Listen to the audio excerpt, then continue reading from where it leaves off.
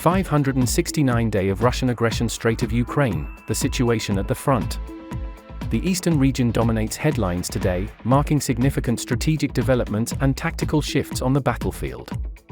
First and foremost, Ukrainian forces have successfully asserted unequivocal control over the territory of Klishchiivka. I previously highlighted the strategic initiative taken by Ukrainian forces that resulted in cutting off the Russian military's supply routes, subsequently trapping and eliminating a sizable detachment of soldiers in the northern region of the village. Although this move was strategically significant, the situation remained perilous. The persistent threat stemmed from relentless counteroffensives led by the Russians, launched mainly from railway lines, enhancing the strength of their retaliatory strikes. Russian forces integrated their premier armored assets, the T-90 tanks. However, the terrain was under strict surveillance by Ukrainian drone operators. As a result, any movement of these Russian tanks within a 4 km radius of Klishchiivka was quickly detected and neutralized through kamikaze drone strikes, reinforcing their triumph. Ukrainian ground forces released video footage from the northern part of Klishchiivka, bearing testament to their territorial gains. In a parallel development, it has now been irrefutably confirmed that the Ukrainian military has gained complete control over Andriivka. The struggle for dominance over Klishchiivka's northern sector was somewhat anticipated, given the favorable tactical positioning of the Ukrainian military, coupled with their effective blockade of Russian supplies. On the contrary, the battle for Andriivka was punctuated by fierce resistance and posed significant challenges. Past reports have detailed the strategic maneuvering of Ukrainian forces, implementing a classic pincer movement that resulted in two primary axes of advancement. Even though Ukrainian troops successfully punctured the Russian defensive lines near the railways and fortified their positions on the Russian-dominated side, maintaining this foothold was an arduous task. A couple of factors exacerbated the complexities of this situation.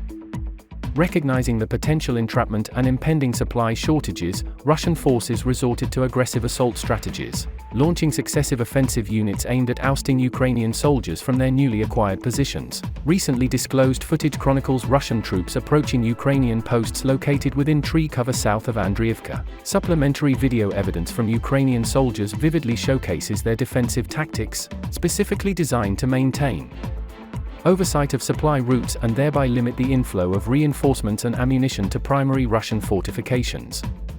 A significant obstacle in the form of a robust bunker system was erected by the Russians in proximity to Andriivka. Ukrainian attempts to target and decimate this structure through artillery bombardment proved largely ineffective, attributing to its resilient construction. This fortified position enabled Russians to store significant military personnel and ordnance, reinforcing not only the railway barriers but also providing a defensive perimeter around the village itself. However, even with these defenses, the encirclement tactics employed by Ukrainians led to a resource crunch for Russian forces in Andriivka.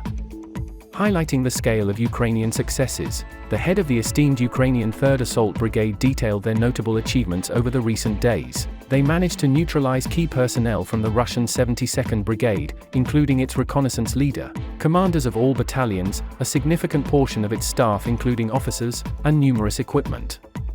Further showcasing the dominance of Ukrainian forces, the commander of the 2nd Battalion from the 3rd Assault Brigade embarked on a psychological operation. Leveraging a drone equipped with a loudspeaker, he addressed the dwindling Russian troops, articulating the futility of further resistance given the territorial gains achieved by Ukrainians. The commander extended an offer of surrender, citing the primary objective of this offer as accumulating prisoners for potential exchanges, providing a 10-minute window for compliance. He warned of an all-out offensive should the Russians decline. In the ensuing moments, numerous Russian detachments opted for surrender. Those choosing to hold their ground faced the might of the Ukrainian forces and were swiftly neutralized.